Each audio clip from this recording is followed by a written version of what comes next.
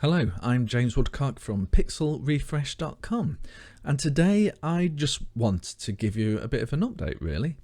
So today, literally, I have just got back from travelling from the Cotswolds. So for me that's a couple of hours drive to get there, 100 miles, and then another couple of hours to get back, so 200 miles total. But the reason I went to this effort was to go and see Neil, who's from RMC The Cave. He has a YouTube channel, well over 100,000 subscribers. He covers a lot of the retro consoles and computers. And one of the series that got me interested in following Neil on YouTube was he has a trash to treasure section where he took something one day, like an Amiga, was not looking its best, and he's brought that up to look really nice and got it all working and gave us examples of the games and what it was used for back in the day.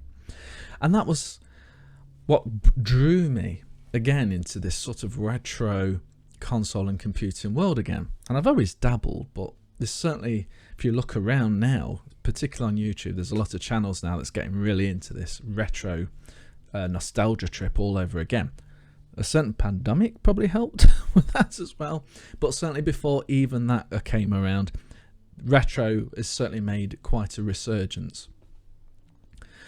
So when I was watching Neil's YouTube channel and he said he was going to open an exhibition, I thought, wow, that's amazing, coming from him just working on a YouTube channel and repairing and demonstrating these fantastic retro devices. Now he's doing an exhibition. Wow, that seems amazing, but must have been quite a lot of hard work, and I'm sure it was a lot of hard work.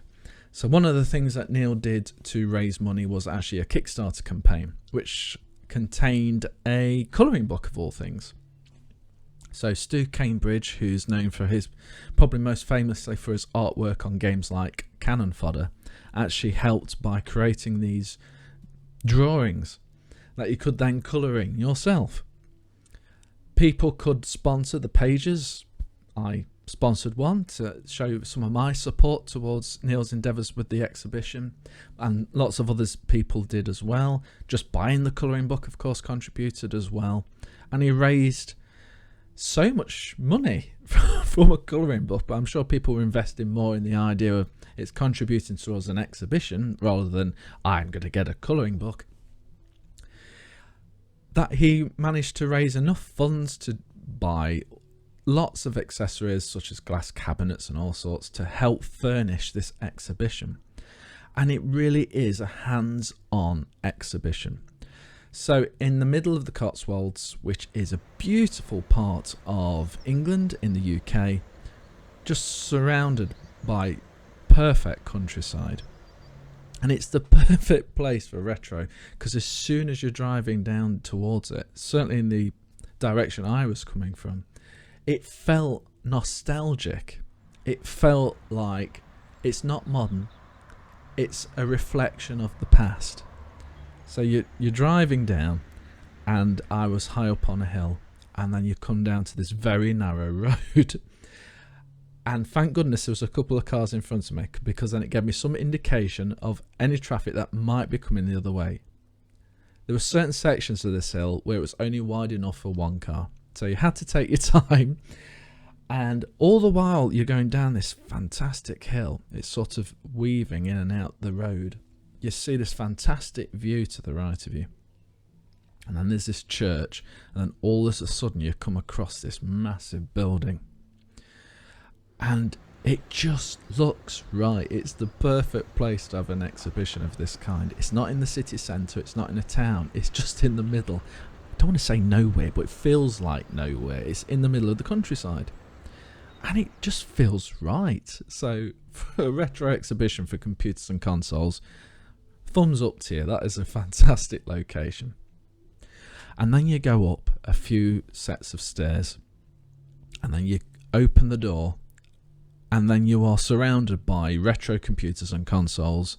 There's like a arcade machine with Gallagher on it. There's another arcade machine with a built-in Mr. FPGA. So obviously you've got a lot more choice on that one. But then you've got all these consoles. So obviously you've got the most well-known ones like the Master Systems, the Sega Mega Drives, the Nintendo 64s, the GameCubes, the PlayStation 1s, the PlayStation 2s, Saturns, Dreamcasts.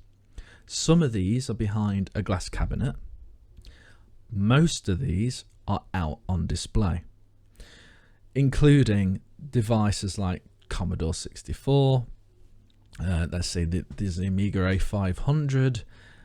The Amiga A500 I went on quite a bit because it had cannon fodder on it, and I've literally just recorded a podcast with Stu Cambridge, who did the artwork for cannon fodder, as I said, and I guess just me and him talking about cannon fodder, I wanted to play it back on the place where it started, the Amiga, and it's like, oh, just a blast from the past, and it just brings it is all nostalgia, but it just feels great. But what was also great was that parents bringing in the children too. So of course we've all grown up. I guess if you were born 70s, 80s time, you probably were just around at the right time to get that computer and console, that big uplift, starting from the very first concepts of playing Pong and the paddles, moving through to 8-bit, 16-bit, 32-bit, 64-bit with maybe a question mark, and so on. We have seen it all. But if you're in your teens or younger, you'll have gone straight into the Call of Duties of this world, or, whatever, the Pokemons or whatever. You would not have experienced the heritage. And let's not forget, of course, Minecraft. You would not have experienced how it really began. And this exhibition gives you that hands-on ability to be able to do that. I can't wait to go and take my child down to the exhibition and show them, look, this is the device I owned back in the day, 20, how many years ago it would be. Try this and tell me what you think. And the children I did see there today seemed to really enjoying it. One gravitated towards Unreal Tournament, which is probably the closest match to what they may be used to today. But Unreal Tournament was like one of those early games where this is 3D, this is a first-person shooter. And again, it's a glimpse of the past. This is not the true start of first-person shooters, but it was like one of the key games that made multiplayer and bots, for example. And they're getting to experience this on a device it was meant for. Rewind again, and there were people playing Commodore 64s. And of course, thanks to modern technology, not having to wait for those hideous long loading times, you've got games loading from an SD card. Still authentic original hardware, the rest of it, but in terms of having to use a cassette or a disc drive or anything like that, no longer needed, all off an SD card, so the loading times were super quick. So in the few hours you get at this exhibition, you're not waiting for a game to load. That's a big plus. That's where modern technology really does help and make a difference. But you can just see, no matter where you're looking in this exhibition, the amount of work and effort and indeed expense that's been put into this exhibition to make it what it is. And I believe this was only the second week it was actually open.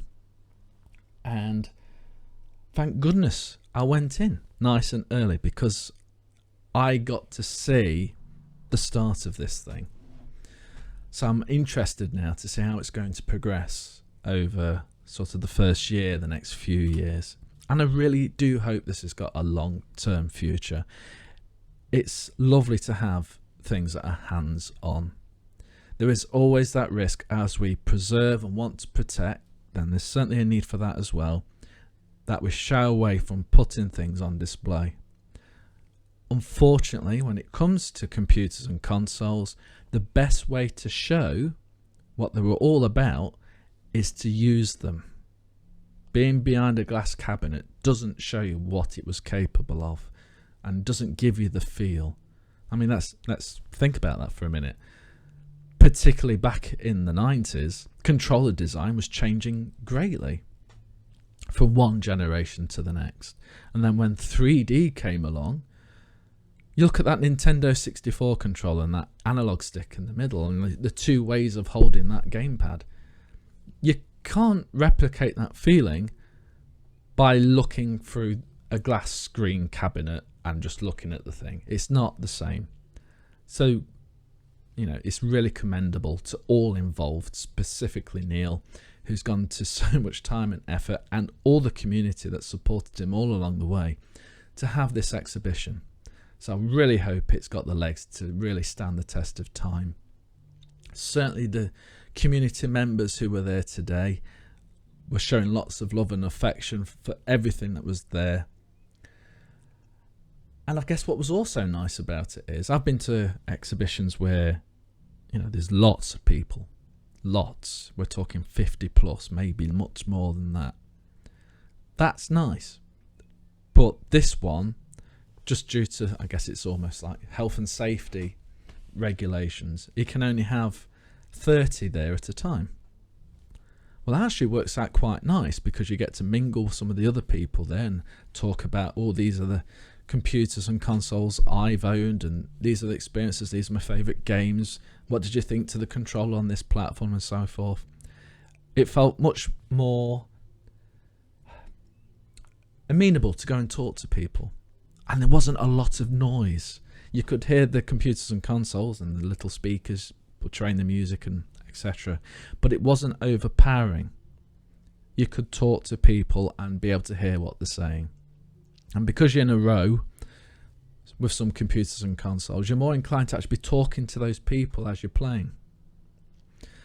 It's just a wonderful thing. So I guess he's got the right numbers to actually be there on each session. He's got a great selection of computers and consoles, the familiar names and the more obscure.